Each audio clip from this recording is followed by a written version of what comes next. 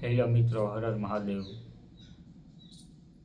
મારા YouTube channel Shastri ઋષિ મહેતાની અંદર આપનું સ્વાગત છે.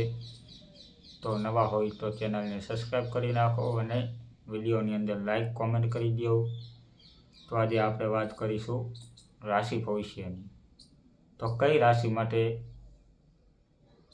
કેવું ભવિષ્ય રહેવાનું છે, રાશિ ફળ કેવું રહેવાનું છે, તો વાત કરીશું આપણે.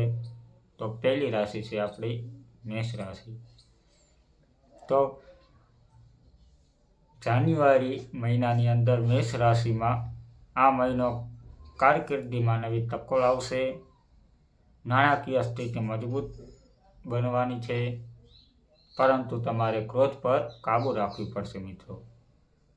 બીજી રાશિની અંદર આપણે વાત કરીશું તો બીજી રાશિ છે આપની મિત્રો વૃષભ રાશિ. તો વૃષભ રાશિની અંદર ભાગ્યનો સાથ મળવાનો રહેશે. લાંબા સમયથી અટકેલા કાર્યો પૂર્ણ થશે. પરિવાર સાથે તમારે પ્રવાસમાં જવાનો યોગ બનવાનો રહેશે. તો યોગ પણ બની શકે છે મિત્રો. તો આપની ત્રીજી રાશિની અંદર વાત કરીશું તો ત્રીજી રાશિ છે મિત્રો મિથુન રાશિ. તો મિથુન રાશિની અંદર સ્વાસ્થ્ય બાબતે સાવધાની રાખવી. સ્વાસ્થ્ય એટલે કે આપણા શરીરનું સ્વાસ્થ્ય બાબતે આપણે ધ્યાન રાખવી જોઈએ મિત્રો. મિથુન રાશિવાળાને વેપારમાં રોકાણ કરતા પહેલાં વિચારવાનું રહેશે. વાણીમાં સમય એટલે કે આપણે જે મધુર વાણીથી આપણે જે બોલતા હોઈએ મિત્રો, એ વાણીની અંદર તમારે જાળવીને બોલવાનું રહેશે. કર્ક રાશિની વાત કરીશું મિત્રો. તો આપણે આગળની કર્ક રાશિ છે મિત્રો. તો પારિવારિક જીવનમાં સુખ શાંતિ રહેશે. પ્રેમ સંબંધોમાં મધુરતા આવશે. નોકરીમાં પ્રમોશનની શક્યતા પણ રહેશે મિત્રો. આગળની રાશિમાં જઈએ મિત્રો તો આગળની આપણી સિંહ રાશિ છે મિત્રો. આત્મવિશ્વાસમાં વધારો થશે.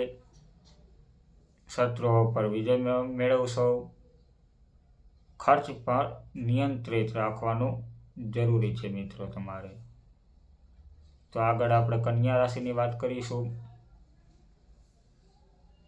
રચનાત્મક કાર્યોમાં રુચિ વધશે. સંતાન પક્ષ તરફથી સારા સમાચારો મળી શકે. જૂના મિત્રો સાથે મુલાકાત થશે મિત્રો. તો હવે આપણે આગળની રાશિની અંદર વાત કરીશું મિત્રો. તો તુલા રાશિની વાત કરીશું. મિલકત કે વાહન ખરીદવાના યોગ છે મિત્રો. માનસિક શાંતિ જળવાઈ રહેશે મિત્રો. કાર્યક્ષેત્રમાં પ્રસન્નતા થશે મિત્રો.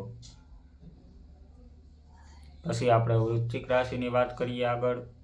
તો સાહસ અને પરાક્રમોમાં વધારો થશે. ટૂંકી મુસાફરી લાભદાયી રહેશે. ભાઈ બહેનનો સહયોગ મળશે મિત્રો.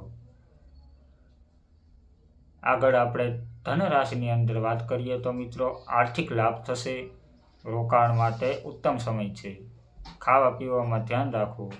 અન્ય પેટની તકલીફ થઈ શકે મિત્રો. તો આપણે ખાવા પીવાની અંદર થોડું ધ્યાન રાખવું જોઈએ તમારે.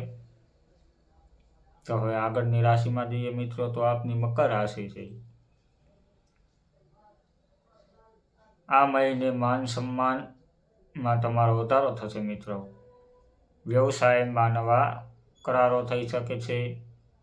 જીવન સાથીનો તમને ભરપૂર સાથ મળવાનો છે. આગળ આપણે જઈએ તો કુંભ રાશિ છે મિત્રો. તો કુંભ રાશિની અંદર માનસિક તણાવ રહી શકે છે. બિનજરૂરી ખર્ચાઓ ટાળવા જોઈએ.